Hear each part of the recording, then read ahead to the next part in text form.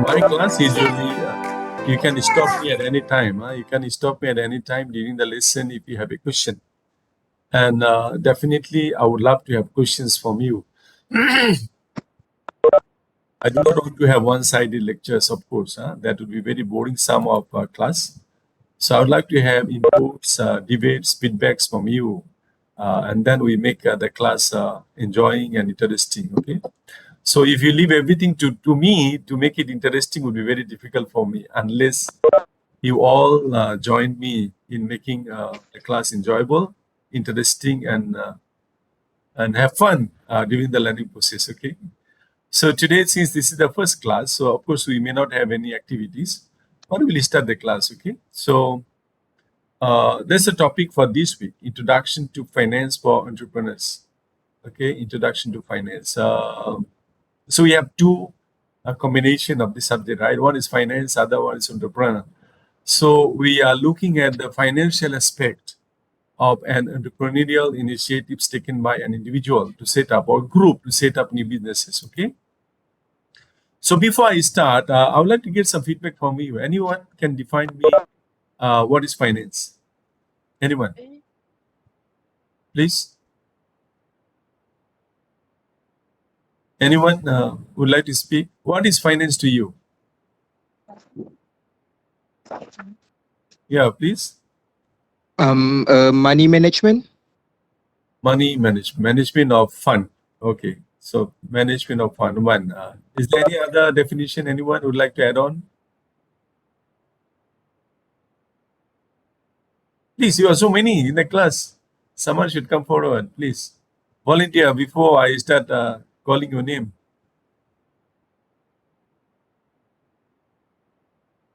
What is finance to you? Hmm? Someone please respond. Jinan? Investing, sir. Yes, sorry. My name is Si Hong Ling. Okay. Finance means provide funding for enterprise or a person. Okay, raising fund to Yeah. support a business. Okay, good. So I got two aspects of definition of finance. Both of you are correct, but there are a few more other aspects that is not covered so far. Is there anyone who would like to add on? Please. Someone please add on.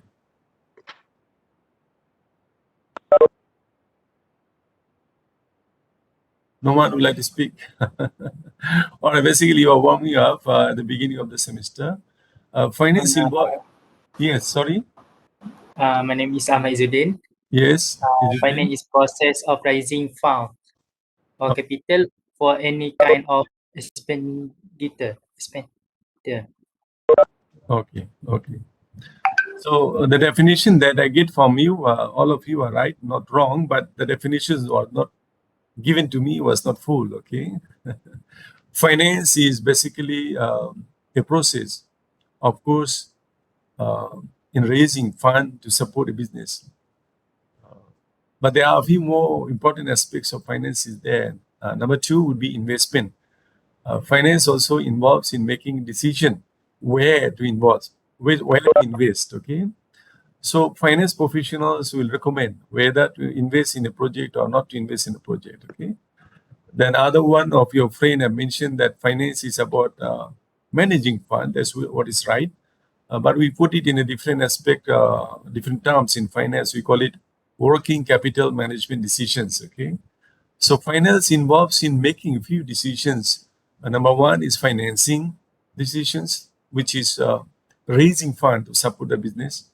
Number two is the investment decision, where we decide where to invest the fund. Number three is managing the fund while you have reached it and started the business. That's what we call working capital management decisions. Number four, we talk about reinvestment decisions. Okay, because when we make profit, you will not distribute everything to the owners, right? If they take everything, the profit being made or the cash flow comes in, the business will get stagnant and it will never grow. Okay, so when business starts and you started operating the business and you started selling and the business started growing, you need more and more fund. Okay, so when you make money, you make more profit, you need to keep certain amount of money to support the growth of the business. That's number 4, reinvestment decision. Number 5, when somebody invests in a business, of course, he has the objective of making more money.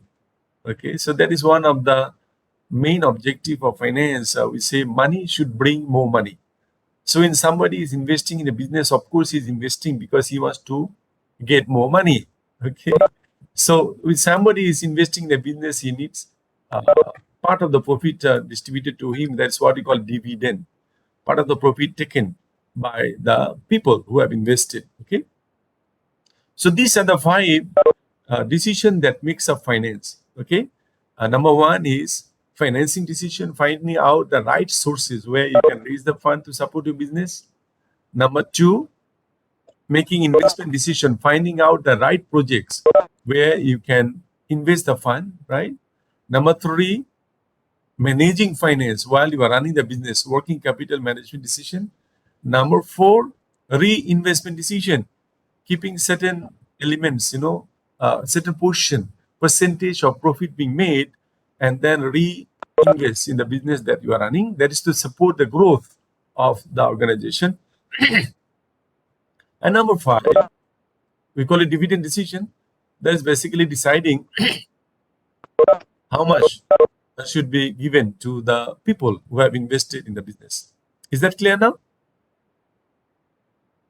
Si Hong, is that clear, Si Hong Lin? Yes, sir. Clear, huh? So it's not about only raising fund.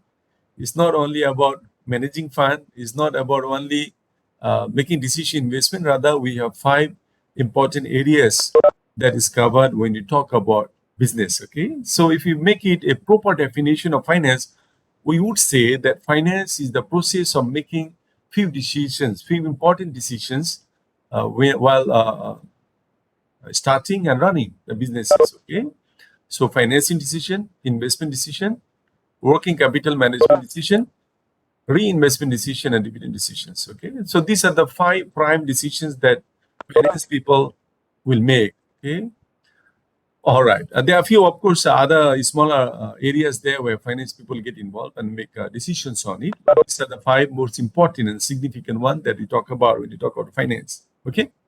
Now, let me move on with the lecture. So, the learning outcomes for today, we will characterize the entrepreneurial process. We look at the process of entrepreneurship. But of course, before that, we look in the definition of entrepreneur and entrepreneurship. We look at that. We will look at some of the entrepreneurship and characteristics of entrepreneur. We'll be looking at that. We look at some mega trends that provides more opportunities for entrepreneurs. Then we'll be listing and describing the 7 principles of entrepreneurial finance. Okay, let me accept your friend. That's the problem. When your friend's coming late, I will have to let in. Okay. All right. So we'll be also talking about the role of financial managers in entrepreneurial finance. We will also look at the various stages of a successful venture's life cycle. And finally, we will be identifying by life cycle stage and different kind of financing needed at different stages of entrepreneurship. Okay, so today's lecture is very comprehensive, even though it is the first week of the semester. And today's lecture will actually set the tone for the whole semester. So if you understand very well today's lecture, then it will help you to understand the remaining 13 week of lectures in this semester. So you got to be very mindful and you got to be attentive to understand lecture today. And let me repeat it again. You can stop me at any time. If you have any question, any queries, or if you need any clarification, just stop me. During the session, I will try to respond to the queries or questions that you have. Okay? Okay, let me accept your friends. Okay, so definition of entrepreneurship. Definition of entrepreneurship. It looks like too big and you cannot see everything. Okay, now you can see it. So entrepreneurship is the process of setting up a business, taking it from an idea to realization. So you're talking about idea generation. Then from there, you're moving into developing a concept or converting the ideas into a concept, and you are making it operationalize. So it become a reality. So ideas doesn't come always, right? Ideas come from reading, understanding, exploration, and experiences of doing things in the real world. Okay, so when we meet people, we discuss things among friends. We go around and look around things. We read through certain materials, either in journals, newspaper, books. Certain new ideas may come in our mind. Okay, and not all ideas are good ideas. So you got to screen through ideas. Okay, and there are a number of processes involved in there, which I'm not going to talk about today. So there are processes of screening the business ideas and make it happen. Something realistic, something achievable. Okay, something which is feasible. Okay, so we look at many other things before deciding to carry on an idea uh, to make it a feasible businesses. Okay, we have to understand that when you have an idea and move into a concept, and then you operationalize it, you start the business, you start running the business, the risk is yours. If idea is not a realistic one, the idea is not a feasible one, the idea is not something achievable one, then you are going to face the risks. You'll be losing up every money that you have invested. Okay, so idea, it comes with the idea. The idea got to be a very good one. Yet we need to screen through and make it like something applicable, something realistic, something feasible, something profitable, right? So that's the reason we start a new initiative. Okay, so we're saying that entrepreneur is an individual or a team. It could be just an individual if he has the idea and he can find the sources of financing, he can start the business on its own. Or if the idea is such a comprehensive idea and he doesn't have enough, knowledge, experience, capital to start out, so he may have a team to start up a business. Okay, so an entrepreneur is an individual or team that identifies the opportunity, gathers necessary sources, creates, and ultimately responsible for the performance of the organization. Okay, so this is a very comprehensive definition of an entrepreneur. So you're saying entrepreneur may be an individual, it could be a team. Okay, so be sure of that. So the entrepreneur doesn't mean an individual, it could be even a team. And they start with identifying opportunities. Once they identify opportunities, then they will gather necessary resources, okay, to make it a realistic one, feasible, something profitable and all that. Then they will create, okay, the businesses, and then ultimately they will be the one responsible for the performance of the organization. Okay, so therefore, entrepreneurship is the means by which new organizations are formed, and the result, the outcome of it would be creating new job and wealth. That's what every country looks for. In Malaysia, the Minister of Education has given target to every universities that at least 5% of graduates should be, and it should be entrepreneur. They should be turn themselves into entrepreneur. So we expect you to start a business, and that business is not only for you, because once you start up a business, you will create jobs for a few more people, and it creates the wealth. That is the main objective of finance. We say money should bring more money. If a person having a lot of money and that money remain idle, it does not bring more money, then we will call that person a stupid person. Okay. If a person having money, from finance perspective, we would like to see the person bringing more money. Bringing more money. Money should bring more money. That is the objective. And that's how an organization will grow. That's how a nation will grow. Okay. Money should be generating more money. That's how we create more and more businesses. Economy get flourished and the country become developed. That's the idea. Okay. So when you start up with an idea could be even a small one, and yet an organization is born with your idea. A lot of jobs are created, and at the end, if it is successful, you are creating wealth for the nation, not for only you. You're contributing to the economy of the nation. Okay. So the entrepreneurship is the act of creating, building, and scaling a business or businesses to generate profit. That's the main idea of starting a business. Money should bring more money. You want to create profit or to generate profit. Okay. So entrepreneurship is what people do to take their career and dreams into their own hands and lead it to the direction they want. So the question is whether you want to work in an organization and you are led by someone, or you want to be the boss of yourself. So you become the boss of organization and you lead your own organization. So when you work with someone, not every one of your ideas, even though your ideas could be excellent, fantastic one, may not be accepted by the boss. But here, when you have your own organization, you have everything available, the opportunities there for you to lead and decide the direction of the organization that you want. So you have the freedom, independence to run an organization. So it's about building a life on your own terms. So you have your own life. You define your own life. Okay. You define your own life, the kind of life that you are going to have. Okay. So it is the mindset that is opportunity obsessed, holistic in approach, and leadership balanced. These are the very strong wordings here, right? So you are saying a person mindset got to be there. You've got to have a mindset which is opportunity obsessed, meaning that you have an obsession to find out opportunities for business.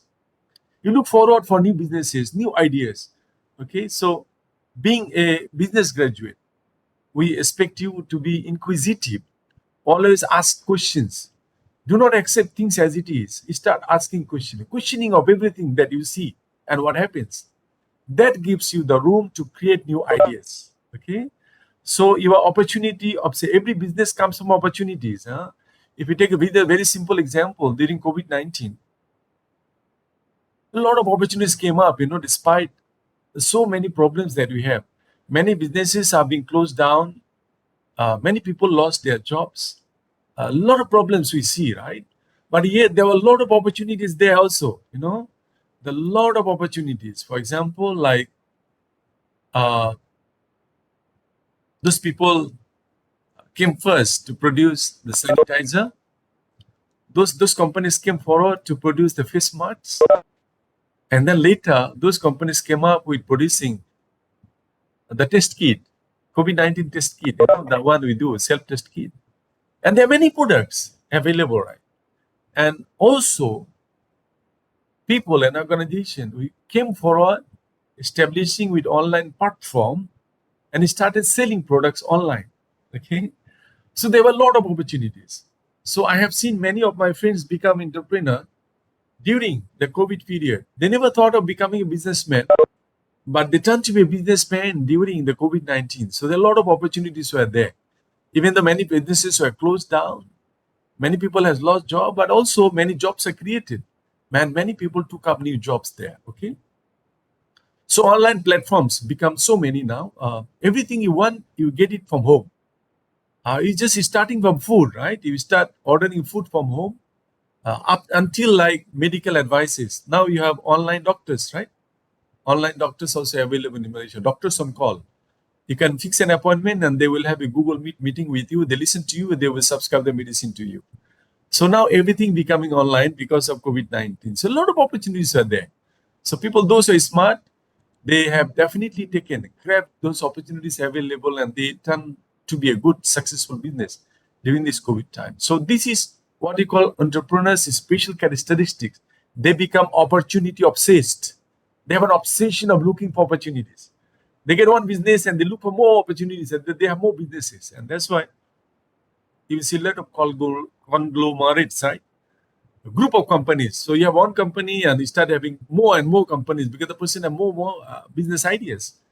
Okay, so if you want to be a successful businessman, that's what is required. You have to have an obsession, looking for opportunities for something new and new and new, and that's what is expected. Okay, and your approach should be holistic, and your leadership supposed to be very balanced leadership, whether as downturn time or whether you are moving up. You got to be have you got to have balanced leadership in leading organizations. Okay. So how do you define entrepreneur then? I have defined earlier a person, but let us have more definitions on entrepreneur. So a person who sets up a business or businesses, taking on the financial risks in the hope of profit.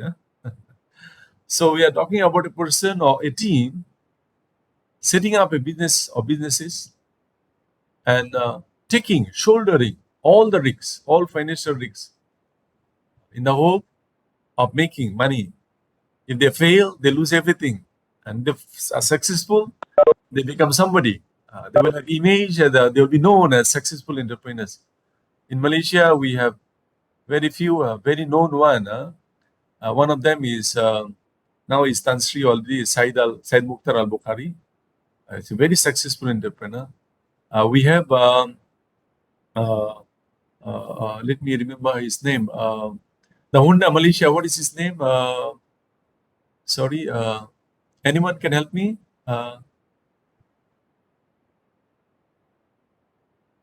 Si Hong Lin, can you remember the from Penang, the Honda? Anyone can remember his name? The Malaysia, the Honda that you see. Sorry? Boon Siu. Yes. Thank you. There's another one, very successful one. Those of you have little time to do little reading on these 2%. There are many in Malaysia, but these two are very important ones because they started with like Tan Sri Said Mukhtar Al Bukhari after his diploma. He started initiatives, and I'm not sure whether Mr. Bunsi, whether he is Tan Sri or Datu Sri, I cannot remember.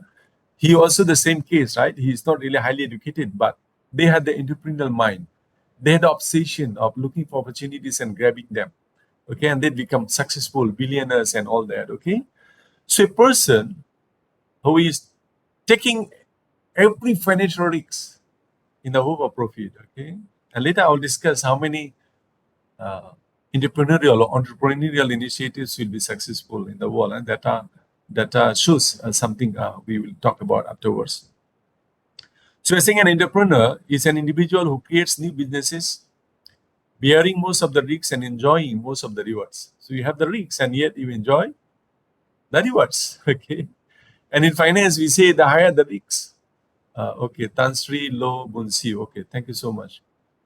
Okay, so an entrepreneur who creates new business and he bear the risks and he enjoy most of the rewards. So in finance there is a very significant principle is there. One of the principle of finance we say no risks, no gain. No risks, no risks. And the higher the risks, the higher the return.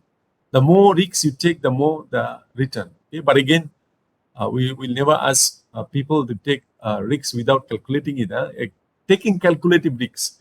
Before you take on the risks, you have to calculate whether it is something I can bear. Okay. For example, like if you think of jumping from the 7th floor, of course you have to decide and calculate before what will happen to me. Okay.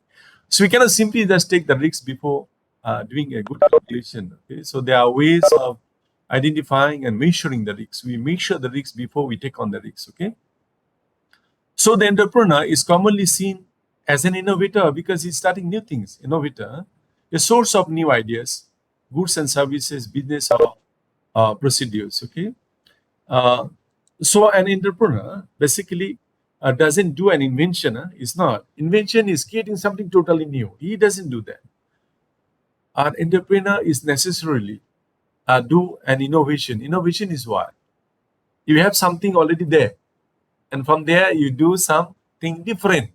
you create new features, you create new procedures, you create new system. Okay, so innovation comes with the existing things. You extend, you modify, you edit, you combine. So you create new services from the existing services. That's what you call innovation. Okay, so an entrepreneur is an innovator. He's a source of new ideas. He's a source of creating new goods and services, and he's a source of creating new businesses and new procedures. Okay, so entrepreneurs play an important role, or key role, in any economy, using the skills and initiative necessary to anticipate needs and bringing good ideas to the market. Okay? So entrepreneurs actually the heart of economy in a country, because they create new businesses, they create new goods, they create new services, they create new businesses, new procedures, and all that. So they become the blood supply of the economy. Huh? So they become the soul of economy of a country. When entrepreneurs they flourish in a country, the country economy will be growing, and economy will be becoming stronger. So new businesses will be created. So that's what we expect. So those of you are with me now, you are doing a degree in engineering entrepreneurship. Of course, we expect many of you to become entrepreneur with new ideas of new businesses, new services, uh, getting out with creating new businesses and new procedures, okay, to boost up the growth of the economy of a nation, okay. And entrepreneurship that proves to be successful in taking on the risks of creating a startup. You start up, you create a new business, is rewarded with profits, fame, and continued growth opportunities. And that's what the two Tan Sri we have in Malaysia, right? There are many. Tan Sri Loh Bung Siu and Tan Sri Said Mukhtar Al Bukhari. That's what they have. They are rewarded with profits. They got the fame in the country and globally, and they had continued growth opportunities in the business. Okay. But again, if you fail, of course, you may lose out and you may not sustain in the market. But we cannot be always assuming that I may not be successful, I shouldn't start, right? The life never goes like that. Everything that we do in our life has risks. Everything that we do, it has risks. And when we are persistent, we are committed, we are motivated to do things the way it should be done, then there's no way we should be failing. Okay. Suppose like, well, you are doing a study in a university. If you are lazy and wasting times, of course, you will not be doing better results. But if you are committed, attentive, you are putting every efforts to do better in the exams and every assessment instruments that you give, of course, you will do better. So same goes to an entrepreneurship initiatives. If you are committed, if you are punctual, you are disciplined, and you have balanced leadership, holistic approach in running organization, there's no reason for you to fail. Okay. Now let us look at some of the fundamentals of entrepreneurship. Okay. Entrepreneurship basically, as we said, is a process of changing ideas to commercial opportunities that creates value. Right? Earlier we said an entrepreneurship initiative will result in creating new jobs and creating wealth, right? Creating wealth that boosts up the economy of a country. So it's a process of changing ideas to a viable commercial opportunities that should be creating value. All right. So meaning that money is going to make more money. Okay. You are creating jobs and you are creating wealth. And we talked about entrepreneur already, so I don't think I'm going to talk about it. Okay. So let us look at the entrepreneurial process. Okay. Uh, the basic principle. Okay. The most significant part of an entrepreneurial initiative is to create value, right? Create value in terms of wealth and create value in terms of job, right? You are creating jobs and you are creating wealth, right? That's how you create the value. Okay. So you're developing opportunities, and then from there you are gathering resources, and then you are building, managing and building operations. That's how an entrepreneurship initiative becomes successful. Different author has different way of defining entrepreneurial process, it can be break into five, or it can be even break into seven or eight dimensions. Okay, so let me go into the more comprehensive one. Based on this author, an entrepreneurial process may follow uh, eight steps. This one is more simple, comprehensive, and more understandable. Okay, and practical also. Okay, so the eight steps to start up a new entrepreneurial initiative. The first one, of course, you have to come out with a viable idea. We have to generate ideas, we have to screen through ideas, and we have to find out the ideas which is viable, which is feasible, which is profitable, okay, which is realistic. Okay, so every great business is started with a great idea. That's how it is. So not all ideas are good ideas. We have to screen through ideas. We have to find out the great among all the best ideas that is available there. Okay, number two, uh, write a business plan. If you want to start a business, of course, you may not have all the finance needed to start up a business. You may not have all the money that is needed. So you may ask from business angels, or you may would like to get it from venture capitalists, or even you can ask the bank to give you loan to start up the business. Okay, so whatever sources you choose, still you need to have a business plan. Okay, you need to have a business plan to convince them that this is something a feasible idea. This is something an idea that is commercial level, or something that is practical, something realistic, something making it profitable. So you would need to write a business plan, and that's the reason. Uh, in our Bachelor of Engineering Entrepreneurship program, we have a business plan, right? All of you are required to write a business plan in one semester. 3 credit hours course is there for you. Okay, so once you have the idea, then you have to convert the idea into something commercial opportunities, and you have to write a business plan.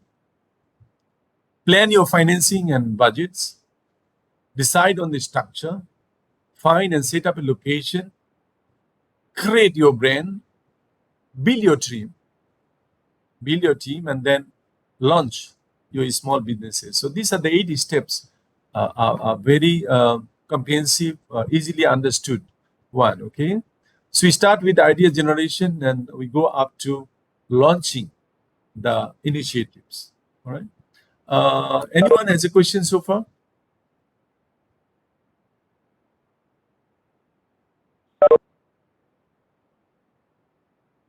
Tell me, is everything okay? Understandable?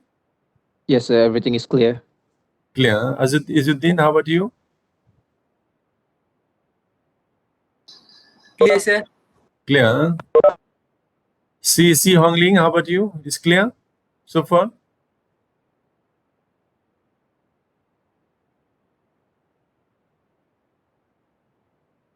Si Hongling, you are not there. Okay. Once I am inside the class, it's difficult to see your names there. If I want to see the name, then I have to minimize my PowerPoint slide. That's the problem with the Cisco WebEx, the one I'm using now. Okay. All right. I think so far it should be very clear. So let me move on. Sorry, sir, I can't hear you just now. Oh, no problem. No problem. Oh, so far, is it clear, or you have any questions or queries? No, sir, I'm very clear with you. All right. Thank you. Thank you.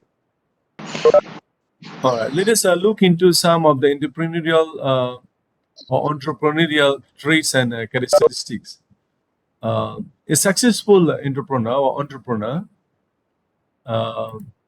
will see and sizes the commercial opportunities. That's what we have been talking about from the beginning, right? And an entrepreneur who is supposed to be successful must have some kind of obsession of looking for new opportunities. Not everyone can become an entrepreneur, and that's the reason you see many of our friends become very successful businessmen, making money, becoming rich and very successful, and most of us will be like working for people and earning a fixed amount of income. Okay, so not everyone can become successful entrepreneur. To be a successful entrepreneur, first of all, we have our mindset have to be different. we have to have some kind of obsession, looking for opportunities, and then once we see opportunities, we try to uh, convert the opportunities into something commercial opportunities. Okay, Lina, are you trying to say something, Lina? Yes, Lina. Sorry, we can't hear you. Anyway, okay. So a successful entrepreneur, he sees and sizes the commercial opportunities. Then he has a train to be totally optimistic. Someone who dare to fail. If you fail once, you dare to take more initiatives. Okay, so that's what is someone who is very optimistic. That's why you will look into ideas. You screen through the ideas, and once you see the ideas can be converted into commercial opportunities, and then you will just continue. Okay, you will continue, and we create a businesses. Okay, and then someone who has the plan or plans to obtain physical, financial, and human resources, okay, to make your venture successful. So just having ideas are not enough, right? We have to have the capacity to measure, evaluate the ideas, screen through the ideas, finding out the best opportunities available. We got to be optimistic that this is going to be flexible. I'm going to make it profitable. I'm going to make it feasible. That kind of mindset has to be there.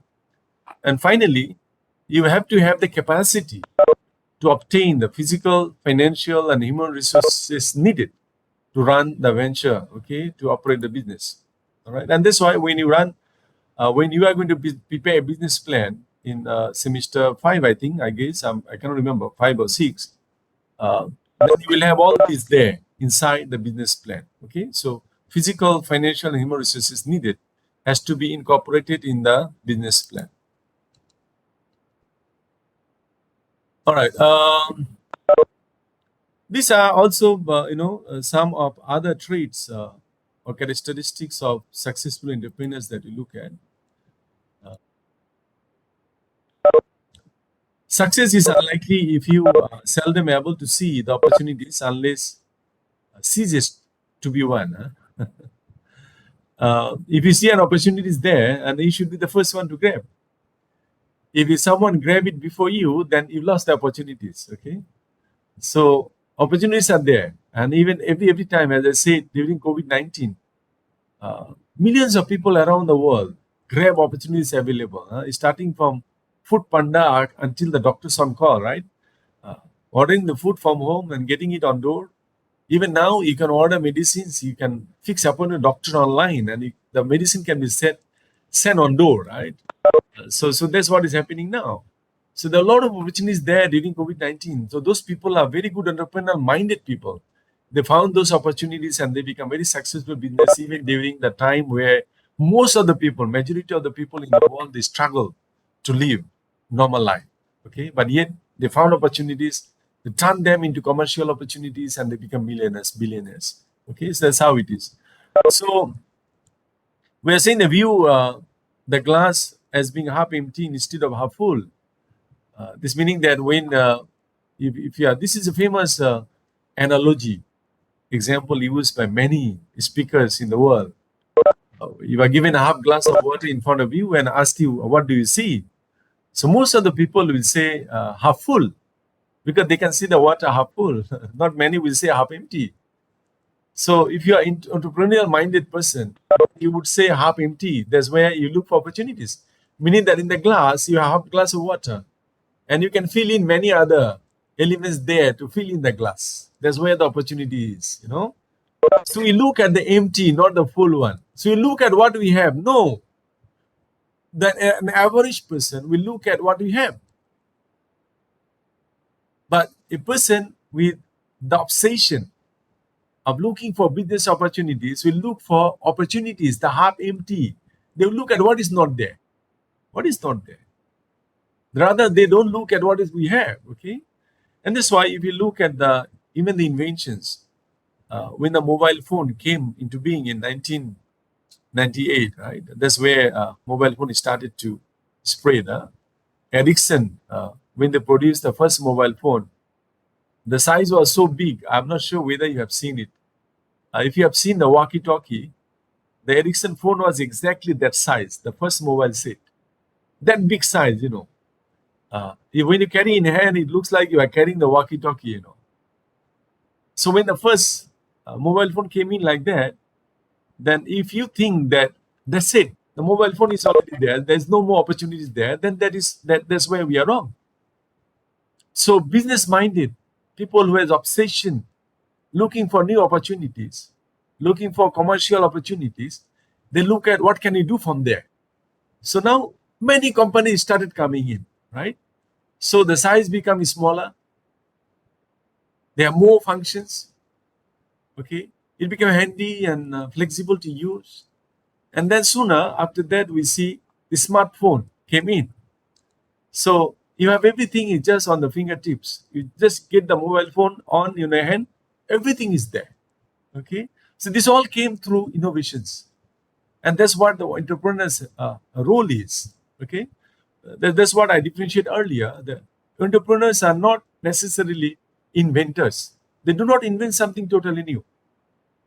They are creative minded people who will innovate from the existing products or services. Okay, they do not necessarily comes out with something totally new. Okay, so it is from their existing products or services, and they come out with brilliant ideas, great ideas, and find something totally different than what you have now. Okay, I remember when I was doing my first degree at UIA in 1989. I started my first degree. All of you are not born at that time. So when we are in the hostel, the noodles that you see, Maggie and many other noodles that you see in the market, our time it was only Maggie, produce that noodle. And that noodles is being well accepted by students because in the hostel, in just 3 minutes, you can cook your breakfast and you have it and you just run to the class. And now you see how many noodles you have and how many varieties of noodles you have in the market. Okay. So an entrepreneurial minded person, he looks at the existing product or services and then he will come out with something new. It could be new features. It could be new characteristics. It could be new images. It could be new packaging. Okay. So it could be something just totally new color, So there's so many different areas there which you can do from the existing products. Okay. So you see everything that you see is not like full yet. So when you are given a half glass of water, you see half glass is empty. So even though you see many products in the market, still you know that there are many opportunities to come out with the product there. Sisters, you wear the tudung in Malaysia. When first tudung were getting popular, 1990s, beginning of 1990s, when tudung started to be popular in Malaysia. From that time, the brands that you have, and now the type of tudung that you see in Malaysia is totally different. There's so many different kind of it, And even those of you, of course, all of you use the lipstick and makeup, facial and all that. We just go to the market and look for brands. There are hundreds of brands available in the market. So that's what is it. So we look at existing things. So if you want to become an entrepreneur, it's not necessarily that you have to become an inventor. You are not. You are not inventing something totally different. Rather, you become an innovator. You are coming out with something new. You are having a creative mindset, coming with something new from the existing product or services. Okay. So the data shows this is something that we have to keep in mind. Opportunities are there, but of course, not without risks. Not without risks. 30% of new initiatives usually will not survive more than 2 years. 30%. 70%. Okay, because if you go look into 5 years, 30% will survive into only about 2 years, and then 50% survive up to 5 years. Then if you move on, you will see ultimately 30% SMEs will survive, sustain, and start growing and become bigger organizations. Okay, but this should not demotivate us. As we say, failure is the pillar of success. Is the business world. There is a saying. They said when somebody would like to start something new, I have seen many businessmen asking the friend, "Hey, you want to start something new? Have you paid? Have you paid the entry fee?" And I was surprised. I was wondering what does it mean by entry fee. So the successful businessmen, they say the entry fee is the first initiative you will fail and lose the money. So the first initiative is confirmed you are going to fail and you are going to lose everything that you put in the business. And that is the entry fee for the businesses. Okay. So I had opportunities of meeting business peoples, and even many of my students become very successful businessmen. And then how they see it.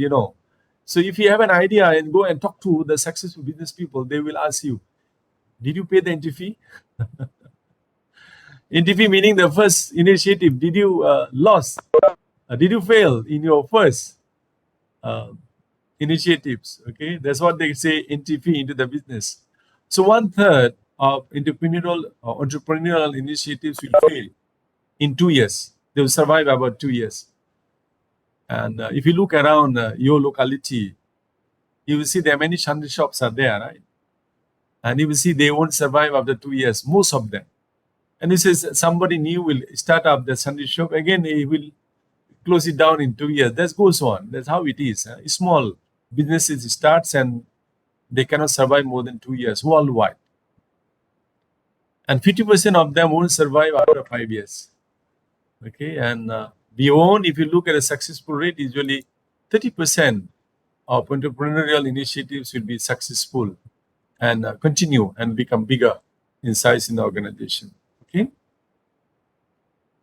Um,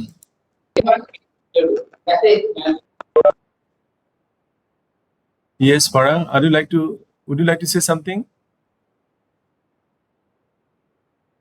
No. Okay. I think what you do, since we already have 1 hour class, so we take a short break and let's start back after 10 minutes. Is that okay? Okay, sir. All right. So we take a short break, Aina, and we start after 10 minutes again.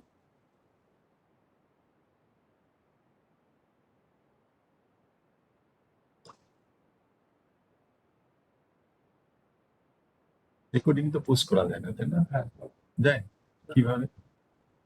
আমি ওই ক্লাসটা পৌঁছে দিয়ে দিচ্ছি।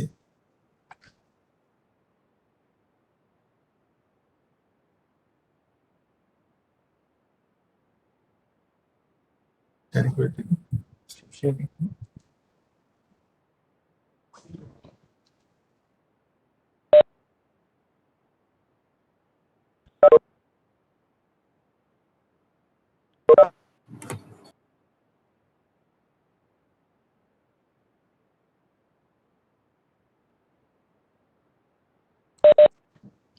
All right.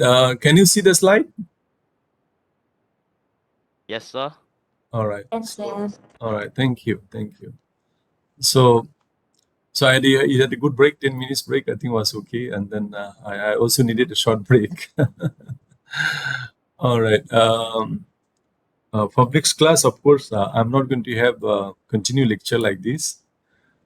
We will have a discussion, question answer sessions, okay, and short case study possibly during the session, okay, towards the end or the mid of the session.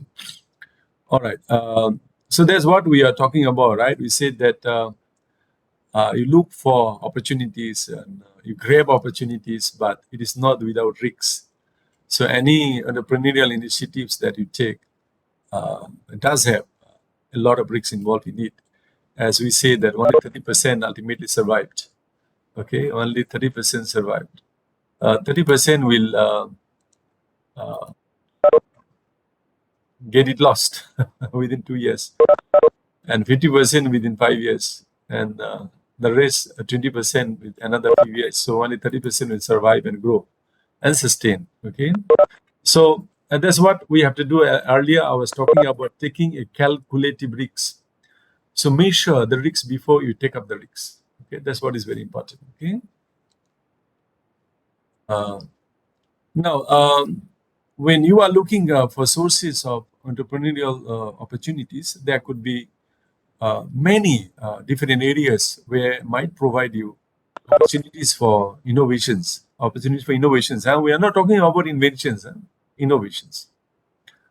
So we look at demographic trend and changes. So you look at people, demography comes with many, right? Male and female, when people are getting married late or early marriage, families having how many kids on average, and how fast are they getting jobs after graduation, how many people are getting divorced after getting married, and there are many things there, demographic changes, social trends there. So if, for example, like in Singapore and Hong Kong, females, they prefer to get married after 30, 35, not before 30, 35. Why? Career comes first. They want to establish themselves in their career first. And that's what is happening in most of the developed countries. Career come first. By doing that, the birth rate becomes zero or negative in many countries. The people are expiring their life, dying, are more than the new babies are born in many countries now because of that. Because when you become older and then you are unable, to also when you take up a higher position in an industry, you do not want to be going through that 1 year cycle, all that, So fewer babies are born than people are dying in many societies now. And it provides a lot of opportunities for marketers. So you can segment the market. Okay, this one. The second one is very worrisome also. The divorce rate in Malaysia is about 30%, over 30% now. People are getting married and they do not survive. The marriage does not survive more than 1-2 years now. Even there are cases within a week they are being divorced. Okay, so there's also a very worrisome trend that we see, but it does also provide marketers opportunities. Okay, finding out the right kind of product or services to tackle, those problems that you have. Looking at emerging economies and global changes, looking at the crises that we have, like now with COVID-19. With this crisis, there were many business opportunities. As I mentioned, few, sanitizer, face mask, and they are related to that, self-test kit, and so there's so many things, came up, and companies earn billions of dollars beside the vaccinations. Okay, technological trend and changes. Now everybody is having technology in their hand, and that provides many opportunities for marketers. Okay? So opportunities are everywhere. So what you need is just an entrepreneurial mindset. That's what you need. Okay? So your mind got to be entrepreneurial. You have to have an obsession, looking for opportunities, So everything that you do, anywhere in social setup, any gathering, any meeting, you look for opportunities, you look for collaboration, you look for networking. That makes you somebody entrepreneurial. Okay, so everything that you do, you have a mindset of looking for opportunities for business. Okay. These few slides I wouldn't be talking since I have discussed quite a lot. Okay. But again, we are moving from industrial to information society now. Everything is now cyber. Okay, advanced technology is there, and now the economy has become global. That provide opportunity for us is not only looking at our own locality, our own country. Rather, we can look for opportunities worldwide. Later, we will have a session. We'll talk about crowdfunding. We will see how an entrepreneur can raise fund by using crowdfunding worldwide, not only from your own countries. Okay. And then also we do have opportunities looking at the gig economy. Gig economy is what? A labor market characterized by prevalence of short-term contract or freelance worker opposed to permanent jobs. And now many industries look for people would like to work short-term. The workers are being more sought after now in many industries, especially if you are somebody high-tech person. You have obsession on information technology. You are very good at information ICT and all that. You can work for Malaysia and earn the thousands of dollars every month working with American company. One of my friend's son in Kuala Lumpur just graduated with his computer engineering degree last year, and now he is working for an American company, and he's earning 20,000 ringgit per month. Just after graduation, he is being hired by an American company, and he's paid 20,000 ringgit per month. And then a Singaporean company offered him even more. They said, if you travel to Singapore, work with us, stay here, we give you 25,000. But then the American company, knowing that, he say, if you move to America, you come here, we'll pay you more. So that's how it is. So he decided to work for Malaysia. His parents doesn't want to let him go. So he's staying in Kuala Lumpur, working with an American company and earning thousands of ringgits per month. So these are the short-term contract or freelance workers. This is now mostly sought after by many companies in the world. Okay. And we have now the sharing economy. The economy is no more a local or national economy. Now we call it global, the global economy. All right. That's we have. That provides a lot of opportunity for us marketers to look for opportunities. Okay. This one I talked about it a bit, but here you have some more elaboration here. We talk about baby boomers, right? After the Second World War, we have a lot of babies been born, and those people are now leading the world, right? The Second World War. After the Second World War, those people are born, and now they are leading the world. Okay, and then we have the spending wave. 1990s. That's where we have our stock bond markets boomed, and then a lot of people got invested into the markets and make a lot of money, and the spending power increases. Okay, and then the power wave now in 20s. So that's what you see. The baby boomers now being aged, and they have the greater influence. Those people are born after the Second World War. Now they are taking over control of businesses now. Okay, so these are the few demographic areas been listed, but I have talked about few more before this, right? This one is uncountable. The technological change that we have now, uncountable, unmeasurable. So much of technological change happening now. You see, every day new and new things are coming because of the technological advancement. This is the fourth industrial revolution. Okay, so everything is now cyber. Now we save our data in the cloud. Cloud computing is there. Artificial intelligence, Internet of Things have been changing everything. The way we live, the way we do things, the way we mingle around people, the way we work, everything has been changed. Okay, and that provide opportunities for us marketers to create new businesses and new products and new services. And then we have emerging economics. We call it. There's one prominent group is there. We call it BRICS. Okay, Brazil, Russia, India, and China. These four countries together, the developing economies, emerging economies, call them BRIC. Okay, and these four countries have almost half of the world population lived in these four countries.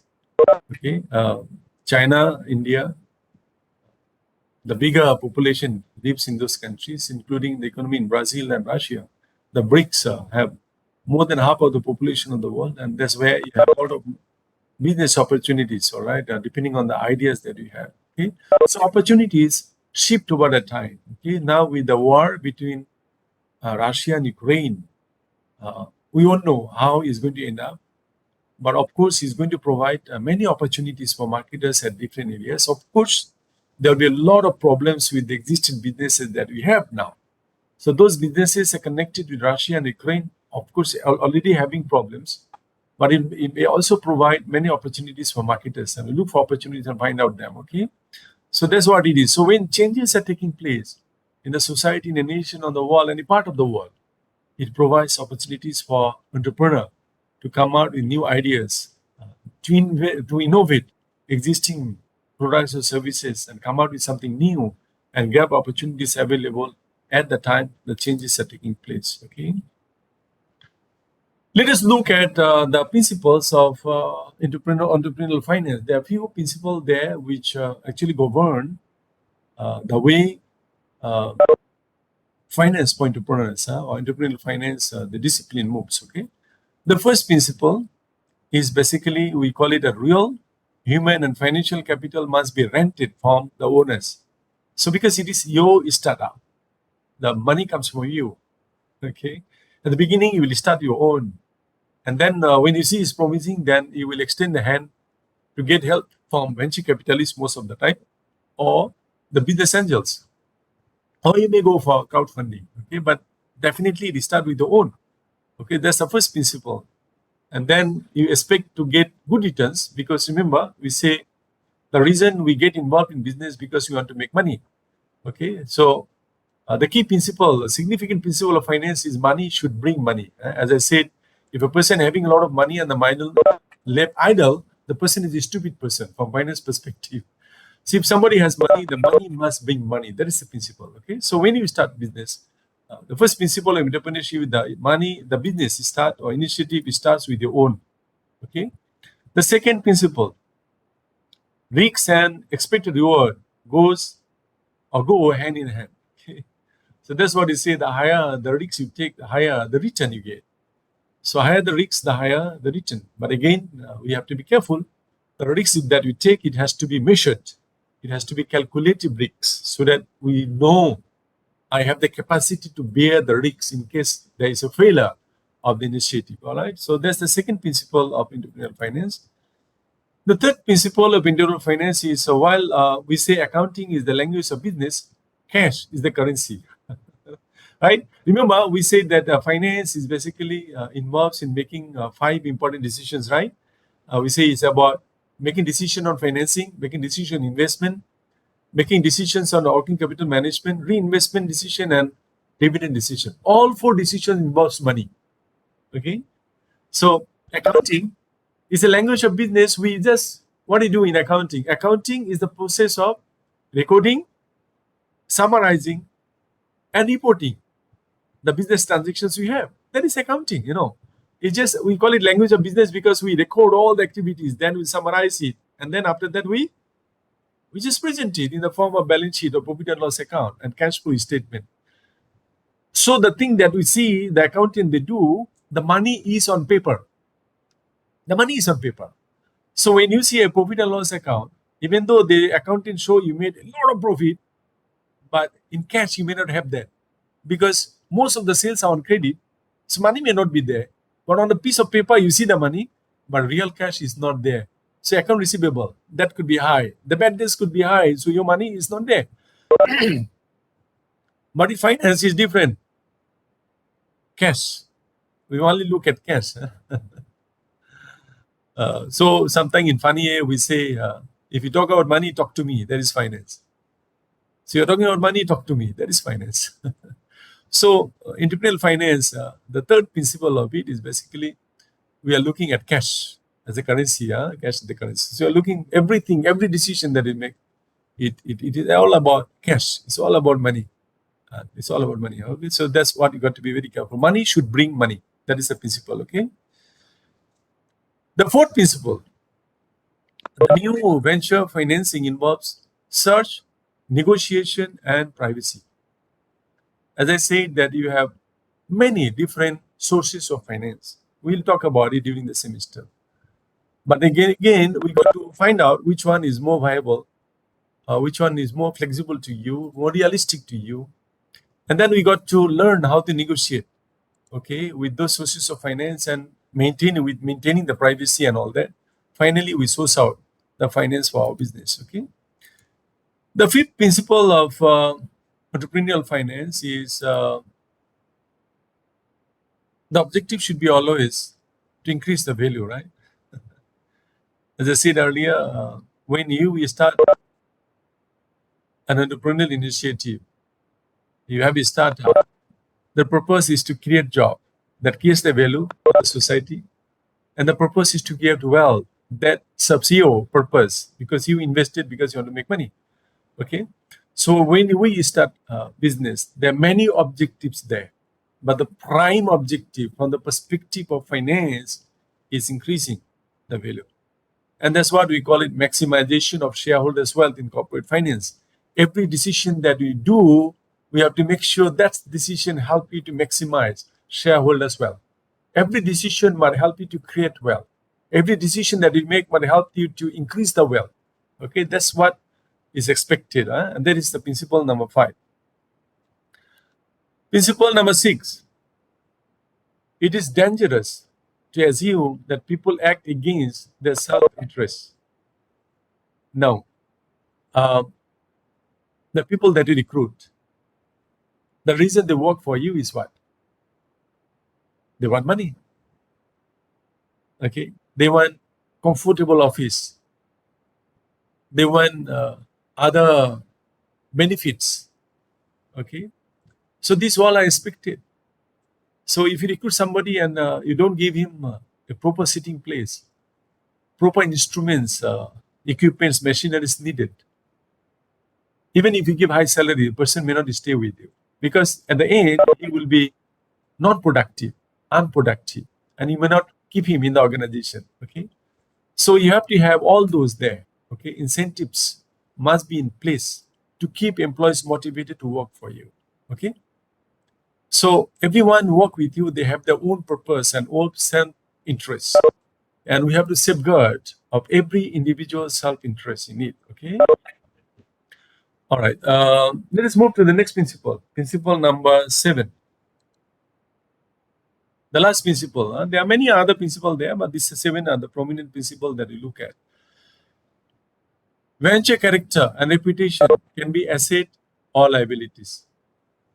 The way you run your business, it could be an asset for you. It could be a liability for you. Every decision that you make,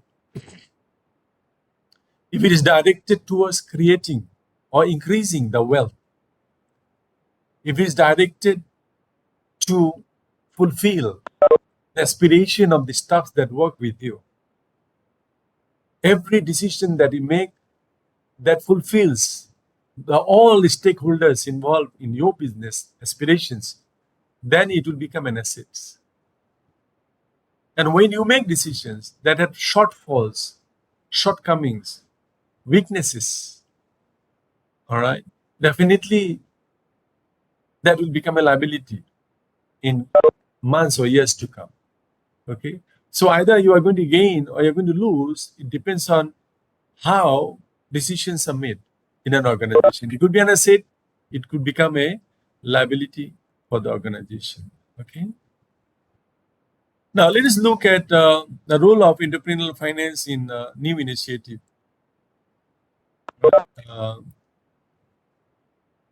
So entrepreneurial finance, basically, as we say, it is basically application and adaptation of financial tools and techniques to the planning, funding, operation, and valuation of entrepreneurial ventures.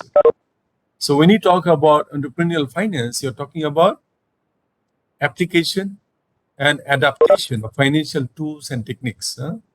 Application and adaptation of financial tools and techniques, okay, for the purpose of planning, funding, operating, and valuing the activities that you do.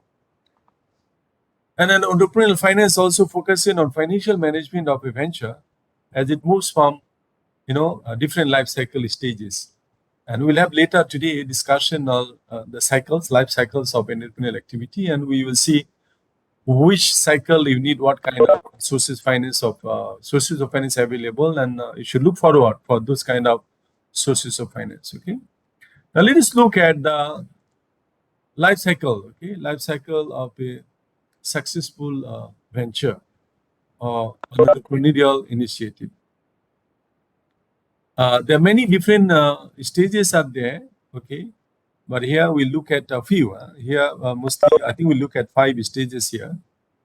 It starts with development stage, okay, where you get involved in progressing from idea to converting into a commerciable, okay, or promising business opportunity or commercial opportunity. So in first stage, we call it development stage. Like in marketing, you have introduction, growth, and then then you have maturity and you have decline. The 4 stages you have learned.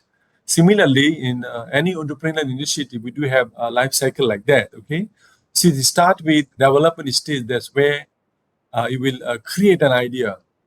You'll come out with an idea, you convert it to concept, You make it a commercial idea that's feasible, something viable, something profitable, something realistic. Okay, that would be the first stage. Okay, development stage. Followed by next one, we call it startup stage.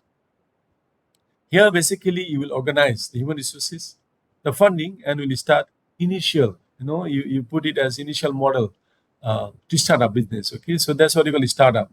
So you have development stage, and then we move into the startup stage. And then after you start, then the question comes from survival. Remember, we said 30% survive only 2 years. That's a survival stage. You survive first 2 years, you have every reason to believe that you are going to be successful. So first 2 years going to be very challenging for every initiative that you take. Of course, there are many initiatives there where from the beginning we start making money. There are many like that, especially during the crisis like COVID time. There are many businesses they started making money. Okay, but usual initiative that you took is not like that. You start with development, then startup, then it moves to survival stage. Right? So here you will see you start selling your product and services, and your revenue start to grow. You start to pay back to the stakeholders, and then you try to settle your expenses, and still you have certain amount of profit to back up the growth that you have. Because you got to reinvest certain amount of money to make sure you have the momentum. When you see the sales are growing, then of course you need additional money to pop in to produce more product. So when you're making money and you survive, then you will move into rapid growth stage. That's where you are moving like a lot of sales. Sales will increase, your product is known, the brand is known, the brand image is created, people become crazy of getting your product and all that. So you have a rapid growth stage now. Okay, so your cash flow is start increasing, the flow become heavier. Okay. And once you reach that stage, you should understand that slowly you will be moving into early maturity stage. Like as we see ourselves as human being, when you are born, you are unable to even move. As you grow slowly, you start scrolling, and then you start, standing, you start walking, you start running. Then you start to getting senses, and you start going schooling. You have a lot of dreams. You come to the university, you do your degree, and dreaming like what I'm going to be, looking for good jobs. I'm going to start my own business. And then once you grow and you reach at this age of like 50, then you should know already that I am no more at a good stage. Uh, I have to think of something else. I know that the body machineries are getting slow, and I have to absorb into certain weaknesses in the body, all that. So I'm already at the early maturity stage already. Okay. So that's what a business go through the similar cycle. You start with development stage to start up, then survival and rapid growth. When you reach the rapid growth, you have to understand that your brain is going to be matured, and you got to do something new again to start up, the cycle again. That's how it is, right? In marketing also, when you see introduction and growth and maturity decline stage doesn't mean the company or the product is going to be closed. It's not. They rather innovate, and they'll start back again from introduction. That's how it goes on, right? Similarly, when you reach the rapid growth stage, you have to keep in mind that my business ventures may not be growing as the way it's growing, rather it's going to fall. It start falling, and I have to look for new innovative ideas to survive and sustain in the businesses. Okay. Now, any question on this so far?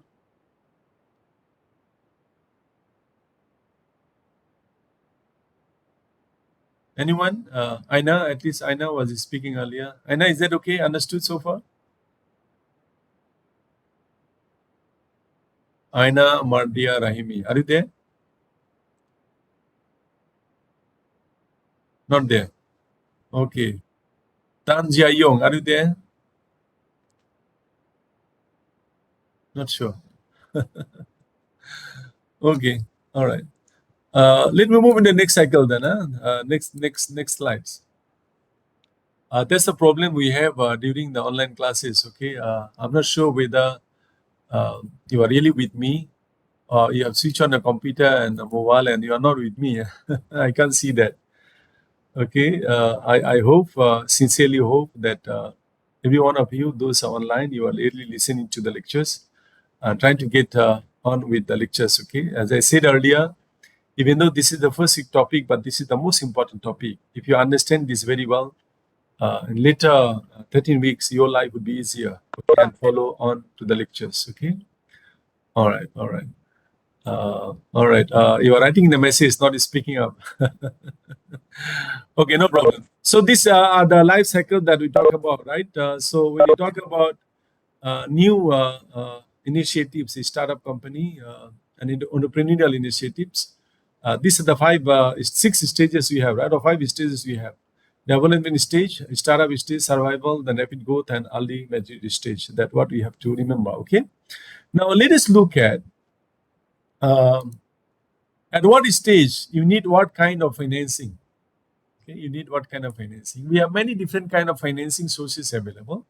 Let us try to understand at what life cycle stages of an entrepreneurial initiative you need what kind of financing. Okay, the first stage, of course, is startup financing, where you need seed financing, uh, the capital that you need at the beginning to start up a project. That's what you call seed financing, the seed money. Okay, that's what you call seed money. Okay, so if you are starting a business as a new initiative, at the beginning you need about say 20,000 ringgit, a small initiative, or say 50,000 ringgit. That one you have to come from your pocket. That's a seed money. Or if you're joining as a team and starting a new initiative, then the money should come from the team members, partners. That's what you call seed money. The money that is needed to start up. Even sometimes before you start up, you need to do uh, what you call a feasibility study. And for feasibility study, you need some money. So that could be also seed money. Some money needed for you to do a feasibility study. And when you find it is feasible, it is something commercial opportunity, something going to be a profitable venture, then you go ahead. All right. So that money is also called seed money. Okay. And then uh, you do have some other sources available besides seed money. We do have venture capitalists. Venture capitalists are basically, it could be a person or it could be a company who has the money and look for new opportunities. Okay. So they have money, but they don't have good business idea. So when you have a good business idea, you approach them, they will be ready to support you to business, but they will participate in the business. And that's the difference between venture capitalists and business angels. Venture capitalists, it could be a person or the company, like Microsoft Corporation. They have a division, they call it venture capital division. So they earn a lot of money, and part of the profit will be put into the venture capital division. So to develop new business ideas and to start up new businesses. Okay. So it could be a person, it could be a company. And once they decide to join you, they'll participate in running the businesses. Okay. Whereby business angels are the wealthy people, filthy rich people, very rich people. They have a lot of money, but they don't have new business ideas. So once you have good business ideas and a good business plan, and give it to him, if he agrees to support you, sponsor you, then he give you the money, you run the business, they will not join the business. So then why are they giving the money to you? At the end of the year, you have to give certain portion of profit to him. That's what is required. Okay. So there's a difference between venture capitalists and business angels. Venture capitalists will give you the capital to run the venture and they will join in the venture. But business angels, on the other hand, they will give you the money, but they will not participate in the business. They will expect some kind of return at the end of the year. Okay. And you do have investment banker. There are many investment bankers available. Banks are there ready to help you to run the business. Okay. Uh, and we do have also a few more others, sources available. Like you are going for crowdfunding, you can go for leasing, and all those are also available. Okay. Now, for the first round, when you start up a business, definitely comes from the seed money from your own pocket.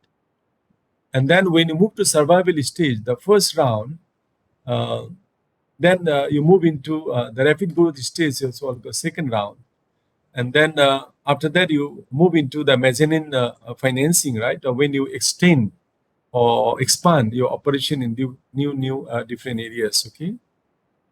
So you have first round and the survival stage, second round and the rapid growth stage, and then At the third round, when you are expanding your operations and businesses, so you have many different kind of stages where you need different kind of financing. Okay, so we do have bridge financing. Okay, so this is basically temporary financing. It may come from the bank. It may come from leasing. Okay, this is bridge financing, and you may have even permanent long-term financing. That is initial public offerings.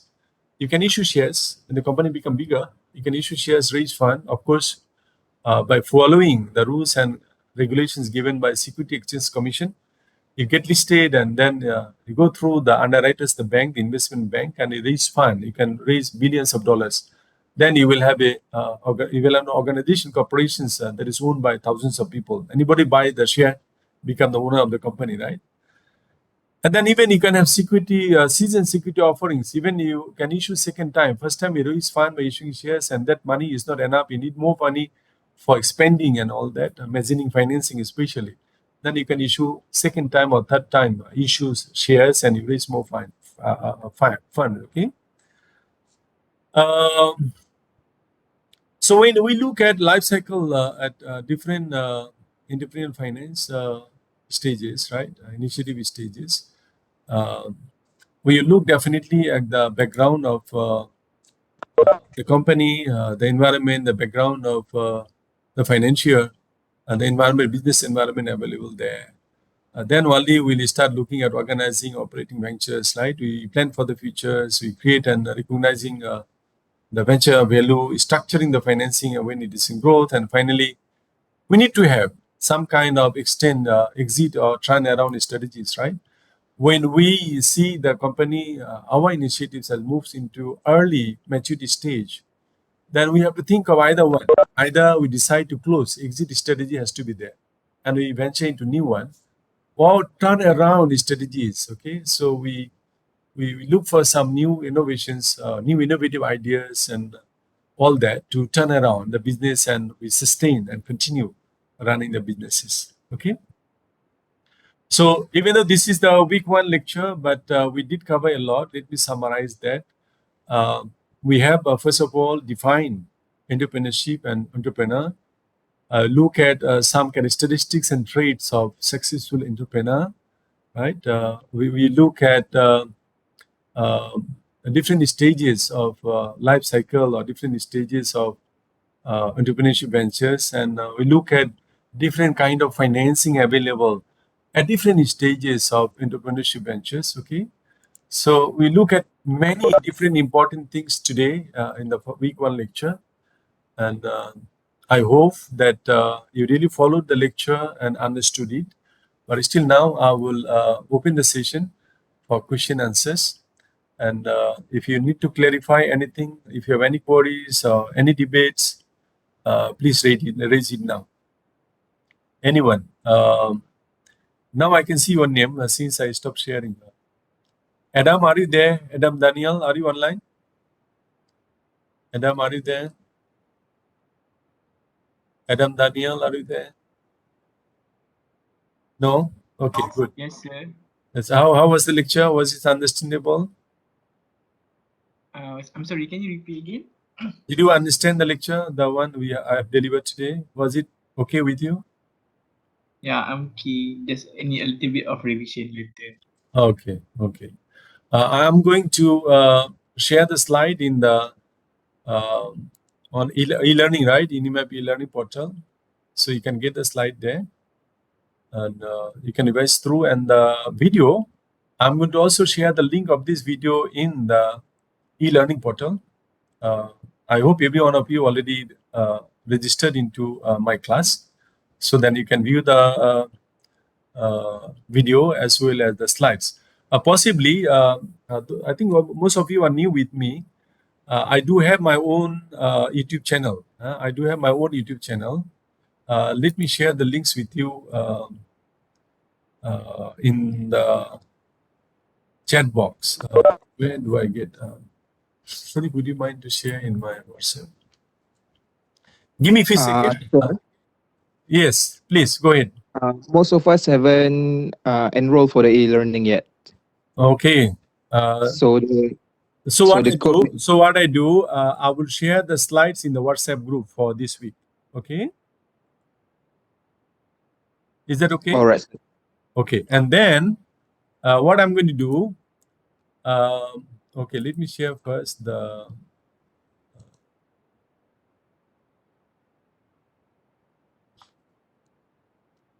okay, okay, I copied it already.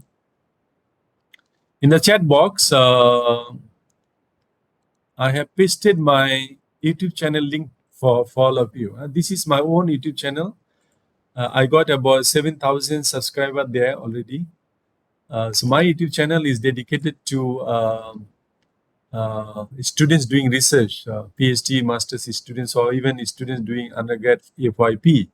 So my channel is dedicated for that. But again, I think for this semester, I will post your class videos in my YouTube channel.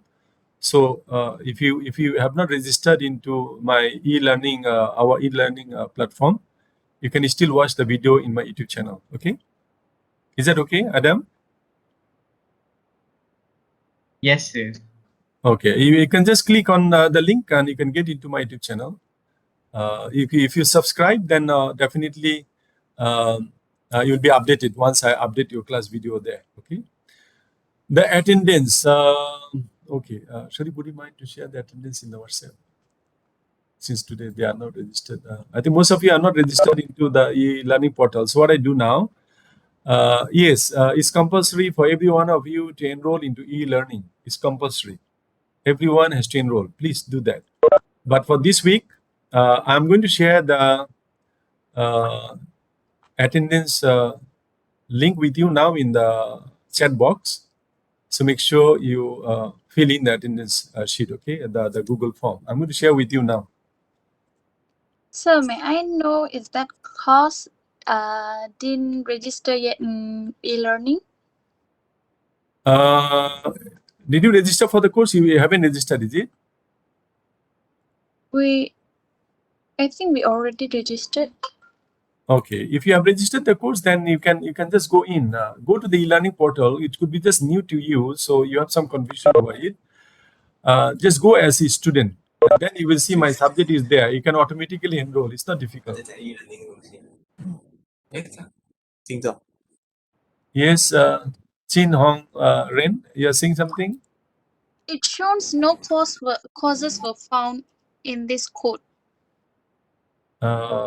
Is it okay? Let me find it out then for you. I'll find it out what is the problem there. Okay. Okay, well, sir. I have already posted the link for attendance now, the Google form in the chat box.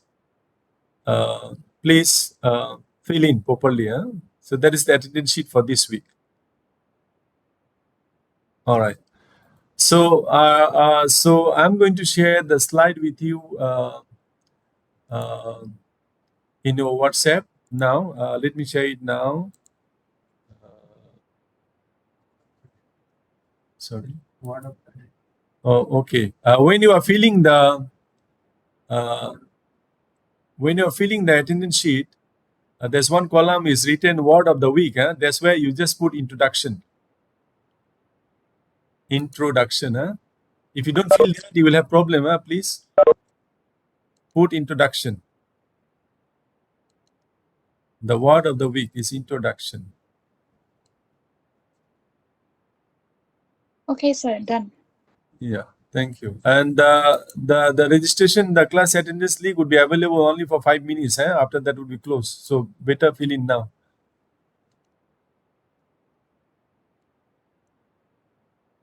Where is the slide?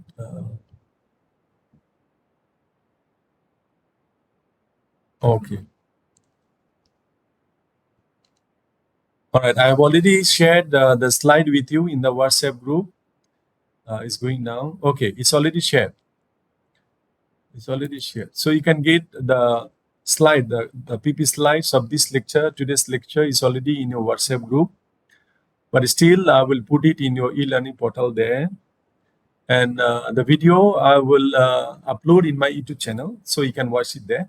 But again, I will put the link also in the e-learning portal. Okay. Any other question?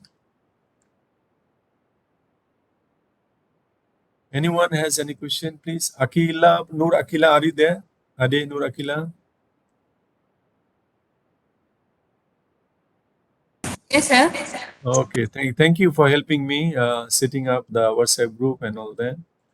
And I hope the other 3 class reps together with you will help me throughout the semester, okay? Afifa, are you there? Afifa? Afifa, Pozi? Hi, Afifa, are you there? Yes, sir. How was the lecture? So far, good. Understandable? Yes, I understand well. Okay, thank you. Aisha, are you there, Aisha? Aisha is my daughter's name. Aisha, are you there, Aisha? Yes, sir. How was it? Is it understandable, clear to you? Yeah, it's okay, sir. Okay, good. Anyone has a question, please raise it now. In case, definitely, I would love to have questions from you. Yes.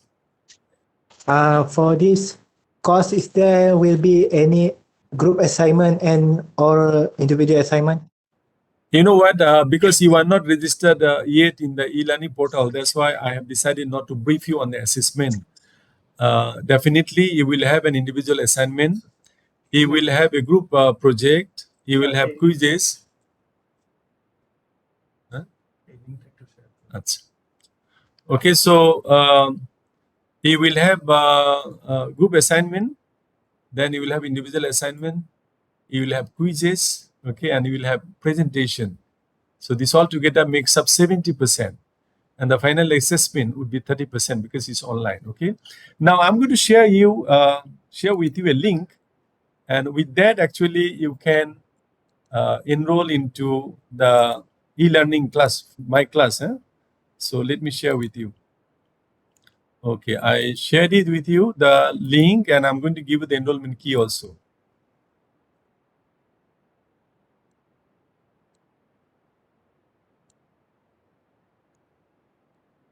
Okay, enrollment key. Okay, I have given you the link. Just click on the link, and then it will ask for enrollment key. That is SMP 2150503. You should be able to enroll into my class. Okay, just click on the link. Sorry, sir. Just now you sent the link, but we click in. That show this course is currently unavailable to students. Okay, let me So click again. can't key in for the enrollment key. No, it says actually it's okay. I click, it says continue. Okay, let me continue and see what it says.